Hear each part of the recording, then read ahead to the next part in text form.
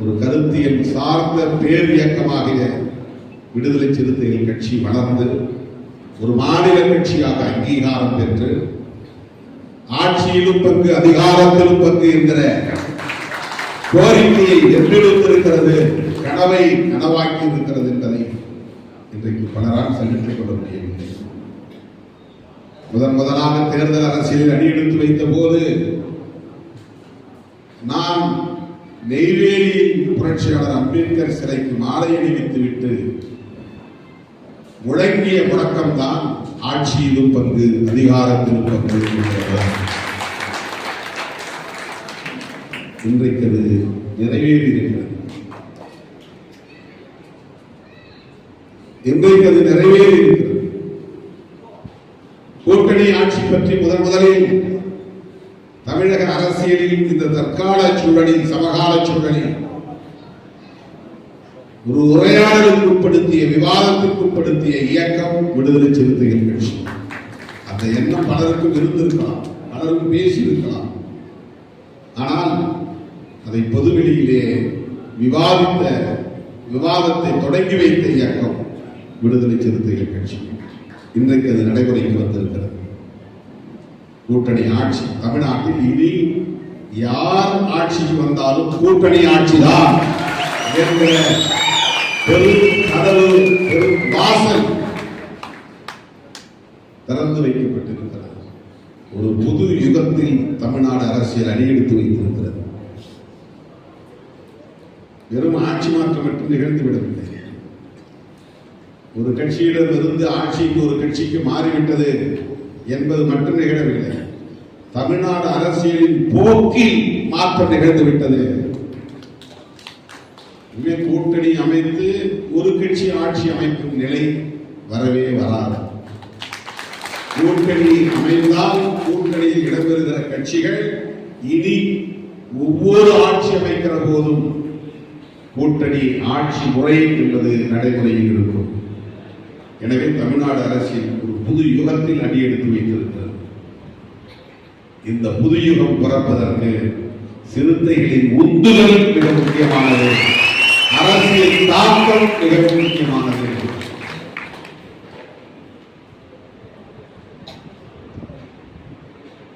இதையெல்லாம் நீங்களும் புரிந்து கொள்ள வேண்டும். நம்முடைய பங்களிப்பு எந்த வகையில் இருக்கிறது, எத்தனை % வாக்கு வங்கி, எத்தனை சீட்டு எம்எல்ஏ, எத்தனை சீட்டு எம்பி என்பதல்ல.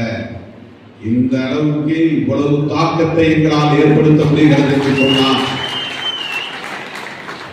இதுவரையில் ஒரு முறை கூட தனித்து போட்டியிடாமல் எவ்வளவு வாக்கு வங்கி இருக்கிறது என்று உறுதிப்படுத்தாமல் தொடர்ந்து தமிழக அரசியலில் தவிர்க்க முடியாத ஒரு அரசியல் சக்தியாக காய்களை நகர்த்த முடிகிறது என்று சொன்னால் அதுதான் சிறுத்தைகளின் சாதனை, சிறுத்தைகளின் வலிமை. பாராட்ட வேண்டும் என்று நினைத்தால் இந்த கோணத்தில் நம்மை பாராட்ட முடியும். நம்மை எப்படியாவது தாழ்த்தி பேச வேண்டும், சிதறடிக்க வேண்டும் என்று எண்ணுகிறவர்கள் நம்மை மிக சாதாரணமான பிரச்சனைகளுக்கெல்லாம் கடுமையாக விமர்சிக்கிறார். அதற்கு என்ன அடிப்படை காரணமாக இருக்க முடியும்?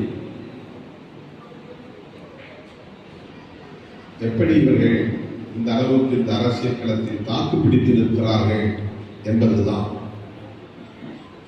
அதான் அவர்களால் இதனை சகித்துக் கொள்ள முடியவில்லை. இப்படிப்பட்ட சூது நிறைந்த இந்த அரசியல் களத்தில், சூழ்ச்சி நிறைந்த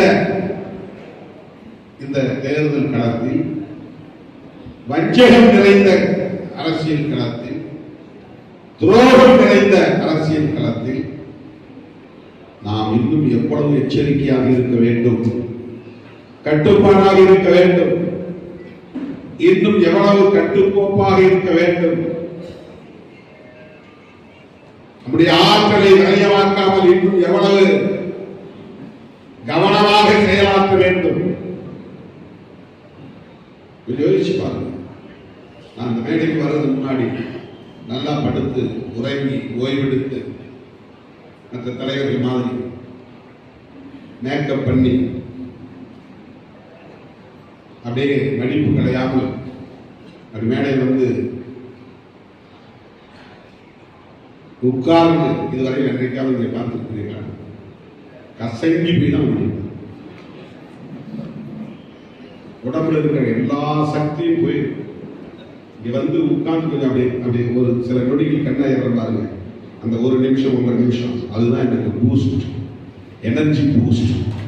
என்னுடைய சக்தி மீண்டும் எனக்கு மறுபடியும் ஒரு சக்தி வருவதற்கு அந்த ஓய்வு தான், கொஞ்ச நேரம் கிடைக்கிற ஓய்வு தான். நிறைய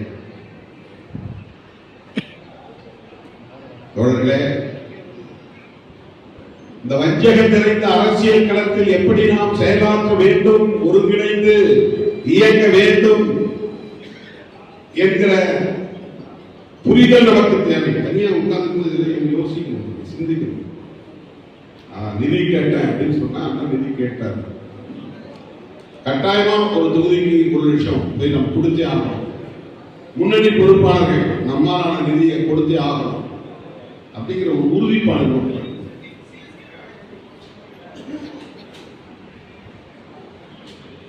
வேறு எவரும் நமக்கு கோடிக்கணக்கிலோ லட்சக்கணக்கிலோ கொடுத்து இந்த மாநாட்டை வெற்றிகரமாக நடத்து என்று சொல்லுவதற்கு நாதி கிடையாது, சொல்ல மாட்டார்.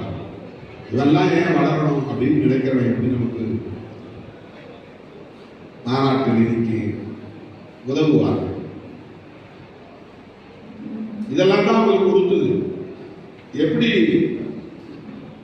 இப்படி மாநாடுகள் பாருங்க, எத்தனை மாநாடுகள், அடக்குமுறை சட்டங்கள் எதிர்ப்பு மண்டல மாநாடுகள், இந்துத்துவ பண்பாட்டு திணிப்பு எதிர்ப்பு மாநாடு 2003 2004, 2005 4ஆம் வட்டவரிசை மாநாடு, இரட்டை வாக்குரிமை மாநாடு, 2005 பஞ்சமி நிலமைப்பு மாநாடு, 2006 ஈழத்தமிழர் பாதுகாப்பு மாநாடு, 2006 தமிழக பொன்விழா மாநாடு, 2006 சமூக நீதி மீட்சி மாநாடு, 2007 வன்முரிமை மாநாடு, 2008 கருத்துரிமை மீட்பு மாநாடு, 2008 மகளிர் உரிமை மாநாடு, 2008 தலித் கிறிஸ்தவர் எழுச்சி மாநாடு, 2008 தமிழீழ அங்கீகார மாநாடு, 2009 எழும் தமிழீழம் இடவிடுதலை மாநாடு, 2010 உழைக்கும் மகளிர் உரிமை மாநாடு, 2010 தமிழர் இறையாண்மை மாநாடு, 2013 சமூக அமைதிக்கான மக்கள் ஒற்றுமை மாநாடு, 2014 கல்வி உரிமை மாநாடு,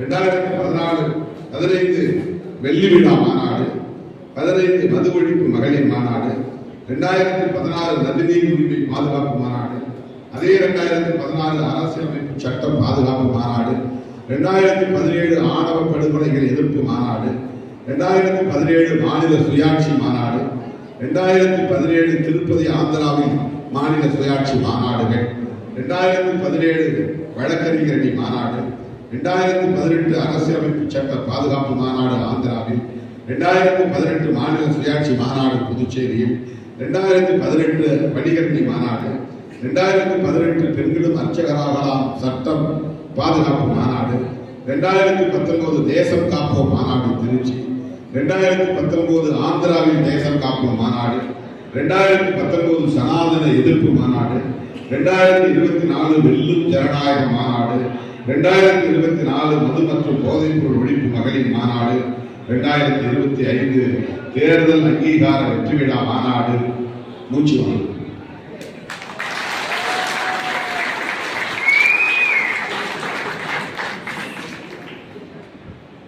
இதுல நிறைய பேரணிகள், தேசம் காப்போம் பேரணி, இன்னும் பல பேரணிகள். இப்ப மதச்சார்பின்மை காப்போம் பேரணி நடத்தும், நீலச்சட்டை அணிந்து இவ்வளவு நிகழ்ச்சிகளுக்கும் நமக்கு என்ன தொழிலதிபர்களா நிதியை அள்ளி தந்தார்கள், பெரு வணிகர்களா நிதியை அள்ளி தந்தார்கள்? நீங்கள் அள்ளி தந்த நிதியை கொண்டுதான் இத்தனை மாநாடுகளையும் நாம் நடத்தியிருக்கிறோம். நீங்கள் எழுதிய சுவர் விளம்பரங்கள் தான், நீங்கள் ஒட்டிய சுவரொட்டிகள் தான், நீங்கள் பரப்பிய துண்டறிக்கைகள் தான், விநியோகித்த துண்டறிக்கைகள் தான்,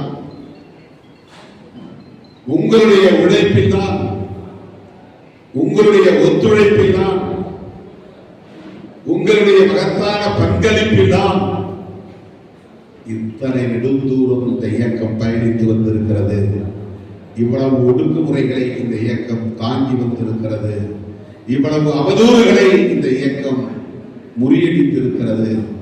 இன்றைக்கு ஒரு மாநில கட்சியாக அங்கீகாரம் பெற்று அதிகாரத்தை பெற்றெடுக்கிறது.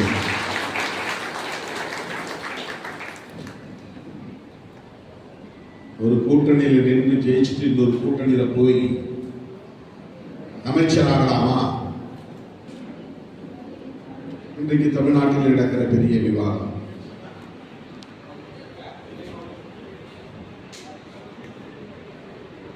அந்த கூட்டணி, விடுதலை சிறுத்தைகள் அங்கம் வகித்த கூட்டணி, தேர்தலுக்கு முன்பே சிதறிவிடக்கூடாது என்பதில் கவனம் செலுத்திய, போராடிய, உறுதிப்பாட்டோடு களத்தில் நின்ற இயக்கம் தான் விடுதலை சிறுத்தைகள் கட்சி.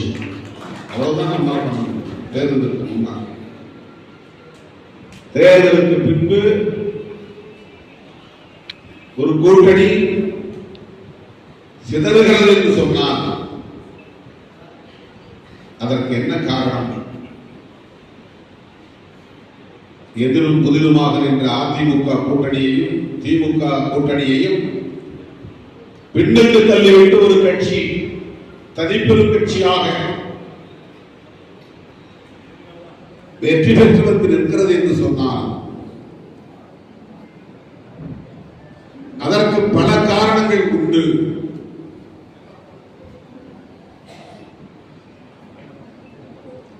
அந்த கட்சிக்கு, தனிப்பெரும் கட்சிக்கு இன்னொரு கூட்டணியில் இருந்து ஆதரவு நல்கின்ற நிலை ஏற்பட்டிருக்கிறது என்றால் திமுகவும் சரி அதிமுகவும் சரி தாங்களே சுய விமர்சனம் செய்து கொள்ள தயாராக வேண்டும்.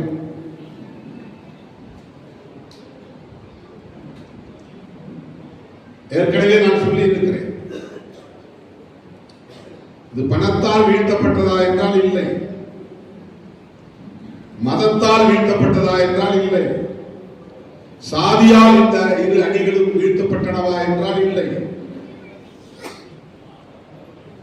அல்லது ஒரு கட்சியின் கட்டமைப்பு வலிமையால் இந்த இரண்டு அணிகளும் வீழ்த்தப்பட்டனவா என்றால் இல்லை, களப்பணியாளர்களின் ஆற்றலால் திமுக அணியும் அதிமுக அணியும் வீழ்த்தப்பட்டனவா என்றால் இல்லை.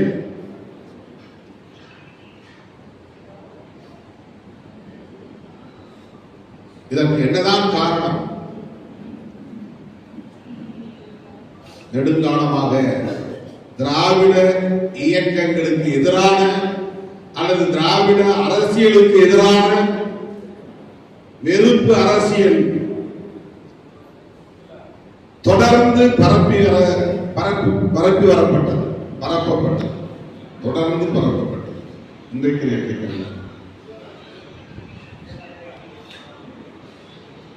திமுக ஆட்சியை கைப்பற்றிய காலத்திலிருந்து திமுகவுக்கு எதிரான வெறுப்பு அரசியல், திமுகவை பலவீனப்படுத்துவதற்காகவே உருவான கட்சி அதிமுக. பிறகு திமுகவும் அதிமுகவும் எதிரும் புதிருமாக இருதுருவ கட்சிகளாக மாறிய பிறகு அந்த இரண்டு கட்சிகளுக்கும் எதிரான வெறுப்பு அரசியல் பரப்பப்பட்டது. தொடர் தாக்குதல்கள் நிகழ்த்தப்பட்டன.